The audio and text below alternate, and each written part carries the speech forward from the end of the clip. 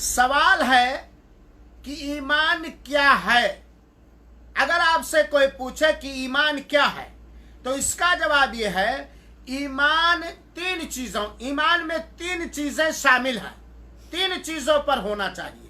Number 1 دل کے اعتقاد، نمبر 2 زبان سے کلمہ طیبہ کا اقرار، نمبر 3 اعضاء اور جوارح جسمانی انگوں سے عمل کا نام ایمان ہے۔ ایمان میں تین چیزیں، دل کے اعتقاد، زبان سے کلمہ طیبہ کا اقرار اور اعضاء اور جوارح سے عمل کرنا، یہ ایمان ہے۔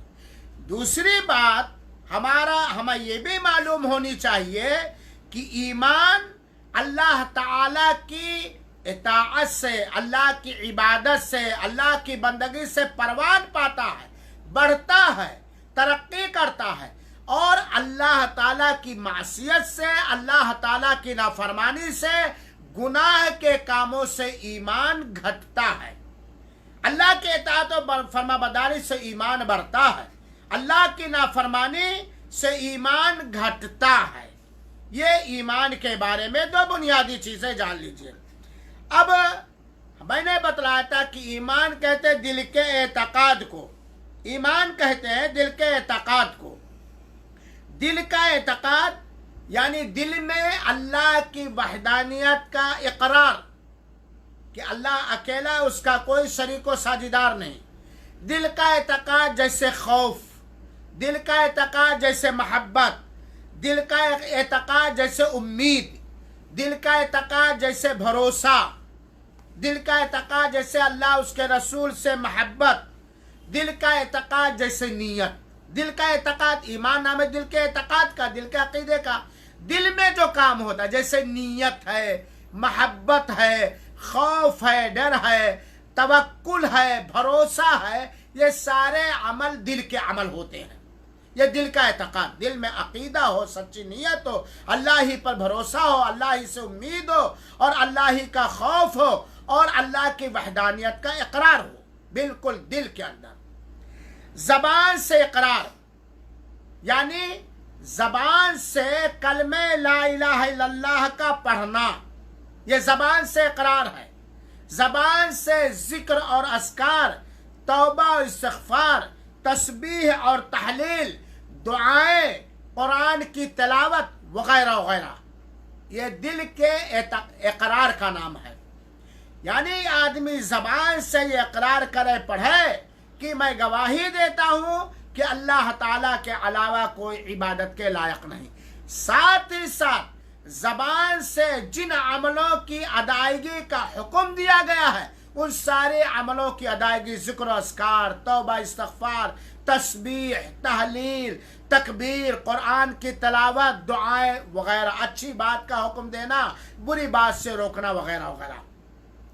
اعضاء و جوارح سے عمل، اعضاء آپ جانتے، ہاتھ، پاؤں، یہ سب اعضاء اور جوارح، آنکھ، منہ، ناک، کان، یہ اعضاء اور جوارح کا نام، جسمانی عضو، جسمانی انگ، ان سے عمل کرنا۔ یعنی لا الہ الا اللہ پڑھ لینے کے بعد، اشہد ان لا الہ الا اللہ و اشہد ان محمد رسول اللہ پڑھ لینے کے بعد جن عملوں کے کرنے کا حکم دیا اللہ تعالیٰ، ان عملوں کو کرنا، جیسے وضو کرنا، نماز پڑھنا، روزے رکھنا، زکوٰۃ دینا، حج کرنا، صدقات و خیرات کرنا وغیرہ وغیرہ۔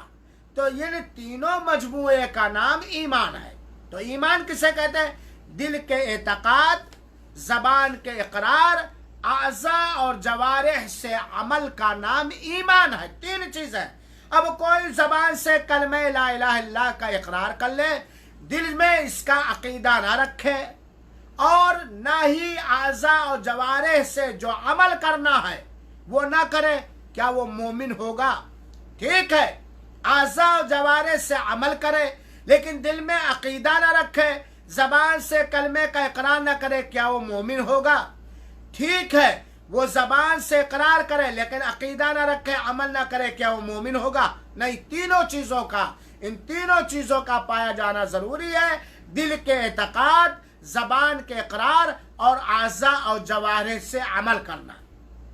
اور ایمان جب ایک بندہ अल्लाह की इताअत और बंदगी करता है तो इसका ईमान बढ़ता है, और जब कोई बंदा या बंदी अल्लाह की नाफरमानी और मासियत करते हैं तो उसका ईमान घटता है। इसको मिसाल के तौर पर हम इस तरह समझ सकते हैं कि एक बंदा इखलास के साथ, इखलास नीयत के साथ, खुशू के साथ 5 वक्त की नमाज का पाबंद है, क्या उसका ईमान उस ईमान की तरह होगा जो 2 वक्त पढ़ता है या 3 वक्त पढ़ता है या लापरवाही से पढ़ता है या पढ़ता ही नहीं है? बहुत सारे लोग कहते हैं जिनका दावा गलत है कि ईमान घटता बढ़ता नहीं है। ये बेबुनियाद बात है। अल्लाह ताला ने कुरान मजीद में बहुत सारी आयतें उतारी, वज़िदनाहुम हुदा, और हमने उन्हें मजीद हिदायत दी, लियज़दादू ईमान मआ ईमानिहिम, ताकि उनका ईमान लोगों के ईमान के साथ बढ़ जाए। अगर ये माना जाए कि ईमान घटता बढ़ता नहीं है तो आप मिसाल के तौर पर समझ सकते हैं, तो क्या अबू बकर, उमर, उस्मान, अली रज़ी अल्लाह तआला अन्हुम अजमईन और दिगर सहाबे किराम, शुहदाए इज़ाम, औलियाए किराम का ईमान के दर्जे को जो पहुंचा था, उनका ईमान, उस दर्जे को हमारा ईमान है? एक चोर का ईमान एक चोरी ना करने वाले का ईमान बराबर हो सकता है? अल्लाह के रसूल अकरम सल्लल्लाहु अलैहि वसल्लम ने फरमाया एक हदीस शरीफ के अंदर कि ला यज़नी ज़ानी हीना यज़नी वहुव मोमिन, ला यस्रिक़ु सारिक़ु हीना यस्रिक़ु वहुव मोमिन। जब एक आदमी जना करता है, जना का इर्तिकाब करता है, अल्लाह हम सबको, हम सबके बच्चों को इस बुरे गुनाह से महफूज रखे।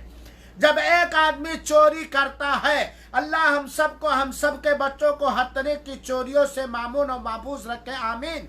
क्या उस चोर और जनाकार का ईमान मुकम्मल होता है? नहीं होता है। तो ईमान अल्लाह ताला की इताअत और बंदगी से बढ़ता है। और यह मसला अकीदे का मसला होने के साथ साथ, इल्म के साथ साथ हमें कोशिश करनी चाहिए कि हम अपने ईमान को बढ़ाएं।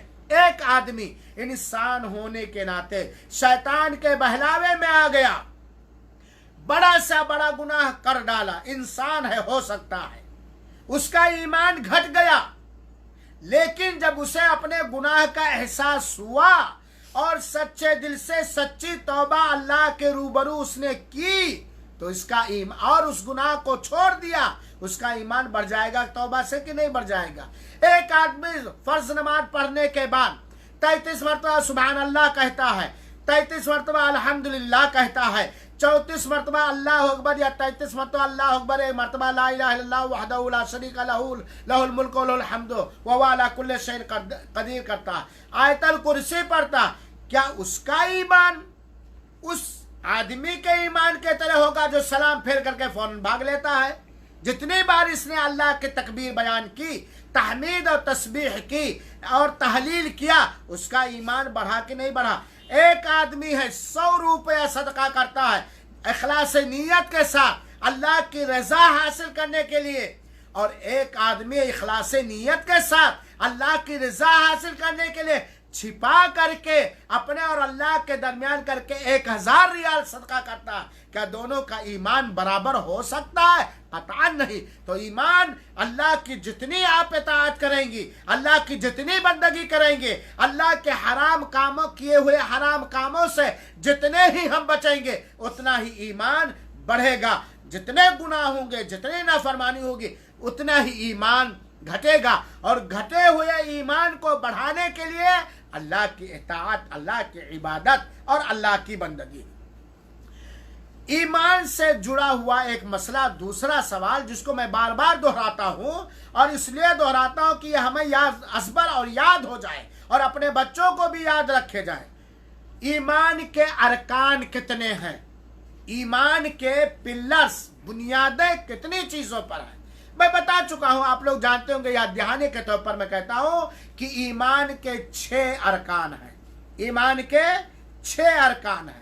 नंबर 1 अल्लाह पर ईमान लाना, नंबर 2 अल्लाह के फरिश्तों पर ईमान लाना, नंबर 3 अल्लाह के सारे रसूलों पर ईमान लाना, नंबर 4 अल्लाह की किताबों पर ईमान लाना, नंबर 5 आखिरत के दिन पर ईमान लाना, नंबर 6 तकदीर की अच्छाई और बुराई पर ईमान लाना। ये ईमान के अरकान हैं। अल्लाह पर ईमान कि अल्लाह एक है, اس کا کوئی شریک و ساجدار نہیں، وہی خالق و مالک زندگی اور موت کا مالک ہے، اور وہی تنہا اکیلا اپنے سارے مخلوقات کی عبادتوں کا اکیلا حقدار ہے۔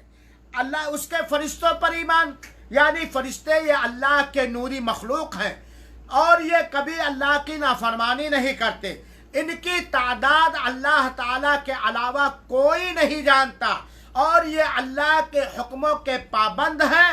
اللہ نے انہیں پیدا فرمایا ہے، یہ خالق نہیں بلکہ یہ مخلوق ہیں، اور ان کے اندر خدائی کوئی قدرت اور طاقت قطعا نہیں ہے۔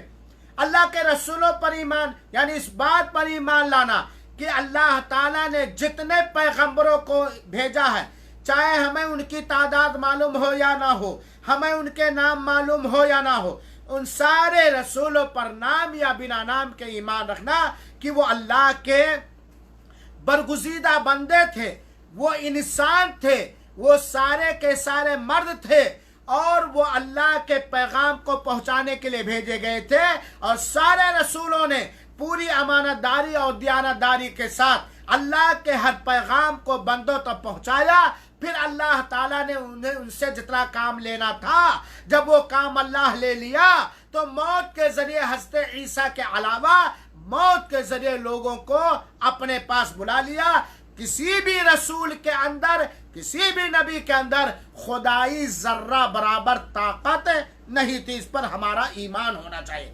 اللہ کی آسمانی کتابوں پر ایمان، یعنی اللہ تعالیٰ نے جتنی کتابیں اپنے بندوں کی ہدایت کے لیے آسمان سے اتارا، چاہے ان کا نام معلوم ہو تو نام کے ساتھ، نام نہیں معلوم تو من جملہ جتنی کتابیں اتاری وہ سب اللہ کی کلام تھے، اور اس میں امت کے لیے رشد و ہدایت کا سامان تھا۔ قرآن کی یہ آخری کتاب ہے جو نبی کا معجزہ تھا، یہ تحریف اور تبدیل اور ہیر پھیر سے محفوظ رہا۔ باقی تورات، انجیل، زبور کے اندر لوگوں نے تحریف اور تبدیلی کی، پرورتن کیا۔ تو جتنی بھی کتابیں اللہ تعالیٰ نے اتاری وہ سب اللہ کا کلام تھا، اللہ نے بات کی جب چاہا، جیسا چاہا، جو چاہا، اس پر ہمارا ایمان ہو۔ آخرت کے دن پر ایمان کا مطلب کہ یہ دنیا فنا ہوگی، ختم ہوگی۔ حضرت اسرافیل علیہ السلام سور میں پھونک ماریں گے اور یہ دنیا ختم ہو جائے گی، اور پھر لوگ مردہ ہونے کے بعد دوبارہ زندہ کیے جائیں گے۔ پھر حساب و کتاب کا معاملہ ہوگا، پرسرات کا معاملہ ہوگا، جنت و جہنم کا معاملہ ہوگا، موت کے ذبح ہونے کا معاملہ ہوگا، اعمال نامے کے بکھرنے کا معاملہ ہوگا، میدان محشر۔ یعنی آخرت پر ایمان لانے کا مطلب مرد کے مرنے کے بعد سے لے کر کے آخر تک کے سارے معاملات اور امور پیش کیا جائیں گے۔ اچھی بری تقدیر پر ایمان لانے کا مطلب کہ اللہ تعالیٰ نے، اللہ کا علم سب سے پہلے ہے، اللہ تعالیٰ نے اپنے علم کے مطابق بندوں کی تقدیر لکھ دی ہے، اور اللہ نے ظلم کیا تو جو بھی تقدیر میں لکھا ہے اتنا کام ہو کے رہے گا، اور تقدیر کی اچھائی اور برائی پر ایمان لانے سے انسان کو سعادت اور صبر میسر ہوتی ہے۔ یہ ہے ایمان کے ارکان کی مختصر گنتیاں اور تفصیل۔ اللہ رب العالمین سے دعا ہے کہ اللہ تعالی ہم سب کے ایمان کو مضبوط فرمائے، ایمان کے تقاضوں کی تکمیل کرنے کی توفیق عطا فرمائے۔ آمین۔ والسلام علیکم ورحمۃ اللہ وبرکاتہ۔